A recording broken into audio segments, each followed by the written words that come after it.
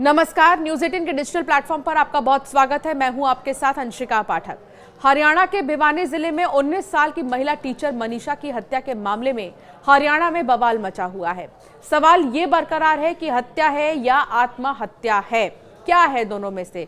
क्योंकि 19 साल की मनीषा एक टीचर थी, इंडिपेंडेंट थी, वो अपने पैरों पर खड़ी थी, परिवार में वो फाइनेंशियली बहुत सपोर्ट करती थी, इसके अलावा बहुत करियर ओरिएंटेड लड़की थी। तो ऐसे में सवाल ये है कि आखिर मनीषा के साथ ऐसा क्या हुआ? दावे कई सारे किए जा रहे हैं। दावे ये किए जा रहे हैं कि जब मनीषा की बॉडी मिली तो जानवरों ने उसकी बॉडी को नोच दिया था, उसके सलवार फटे हुए थे, इस तरह की चीजें सामने आई थी और शरीर पर कुछ खरोच के निशान थे। ये जानवर, ये आवारा कुत्तों ने किया होगा, इस तरह के दावे किए गए। लेकिन अब सवाल ये है कि ये जानवर किस भेष में था, ये बड़ा सवाल है। 2 से 3 बार मनीषा का पोस्टमार्टम होता है। 2 बार पोस्टमार्टम जब इससे पहले हुआ तो फिर हत्या की ऐसी कोई बात सामने नहीं आई। लेकिन एम्स पर अब सबकी निगाहें टिकी हुई हैं। एम्स से जब पोस्टमार्टम की रिपोर्ट सामने आएगी तो ये पता चलेगा कि आखिर मनीषा के साथ हुआ क्या। मनीषा को न्याय दिलाने के लिए लोग सड़कों पर उतर आए हैं। इस बीच एक जेजेपी नेता ने इस मामले पर बड़ा दावा किया है। उन्होंने ये दावा किया है कि मौत से पहले वाली रात मनीषा की अपने एक दोस्त के साथ व्हाट्सएप पर लंबी बातचीत हुई थी।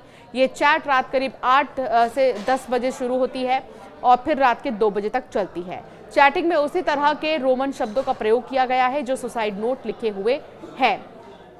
उन्होंने ये भी दावा किया कि रोहतक में पोस्टमार्टम कराने वाले दिन उनके साथ 2 विशेषज्ञ भी थी जिन्होंने पोस्टमार्टम रिपोर्ट को पूरी तरह समझा और परिवार वालों और साथ ही आसपास के जो भी उनके रिश्तेदार थे उनको पूरी जानकारी दी। कमेटी को भी पूरी जानकारी दी गई है। उन्होंने कहा कि सुसाइड नोट में हैंडराइटिंग का मिलान मनीषा के घर से मिले नोट्स और उसके स्कूल में जमा करवाए गए पत्र से किया गया, जो कि एक जैसे हैं। उन्होंने दावा किया कि ये सब मनीषा के परिवार वालों को पता है। कोई भी आत्महत्या जैसे कदम आसानी से नहीं उठा सकता, इसके पीछे कोई ना कोई बड़ी वजह होती है। इसके अलावा गोठड़ा ने यह भी कहा है कि चैटिंग को सार्वजनिक नहीं करना चाहिए। इस मामले में स्थिति बिगड़ने के लिए गोठड़ा, जो कि जेजेपी के नेता हैं, उन्होंने पुलिस को जिम्मेदार ठहराया है। उन्होंने कहा कि इस मामले में पुलिस की टाइमिंग गलत रही है। अगर समय रहते पुलिस सबूतों को सार्वजनिक कर देती तो ये स्थिति नहीं बनती। तो वहीं मनीषा के परिवार वालों ने इस दावे पर कोई प्रतिक्रिया नहीं दी है। मीडिया रिपोर्ट के अनुसार एक अधिकारी ने इस चैट की बात को स्वीकारा है। अब सवाल यह है कि आखिर मनीषा के साथ में हुआ क्या था। पूरे टाइमलाइन को अगर आप देखें तो 11 अगस्त से ये सिलसिला शुरू होता है। 11 अगस्त को मनीषा स्कूल जाती हैं और उसके बाद उन्होंने दोपहर में फ़ोन कॉल की कि उन्हें आज लेट हो जाएगा, वो थोड़ा देरी से आएंगी।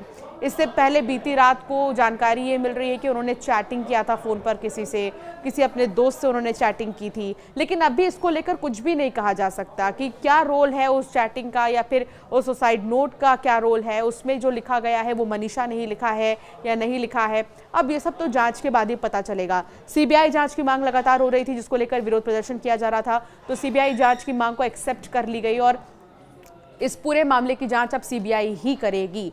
आज 24 अगस्त है और 24 अगस्त को हरियाणा बंद का आह्वान किया है कुछ संगठनों ने मनीषा को लेकर। जो गुस्सा, जो नाराजगी है लोगों के बीच में कि आखिर ऐसी क्या वजह है कि भिवानी, रोहतक और फिर अब दिल्ली, यानी 2 जगह पोस्टमार्टम किया जाता है लेकिन उसके बाद भी लोग सेटिस्फाई नहीं होते हैं पोस्टमार्टम रिपोर्ट से। जिसके बाद अब एम्स पर सबकी निगाहें टिकी हुई हैं कि एम्स से पोस्टमार्टम के बाद ऐसी क्या चीज़ें सामने आएंगी। एम्स से जब पोस्टमार्टम रिपोर्ट सामने आएगी तो ही जाकर संतुष्टि मिलेगी। मनीषा के परिवार वालों का ये कहना है कि हमें बिल्कुल भी विश्वास नहीं हो रहा कि मनीषा की मौत हो गई है या मनीषा ने जहर खा ली है। मनीषा ऐसा कर ही नहीं सकती है क्योंकि ऐसी कोई प्रॉब्लम थी ही नहीं उसके लाइफ में। तो परिवार वाले जब इस बात का दावा कर रहे हैं कि मनीषा सुसाइड जैसा बड़ा कदम तो नहीं उठा सकती है, तो सवाल ये कि ये सुसाइड नहीं तो फिर क्या मर्डर है?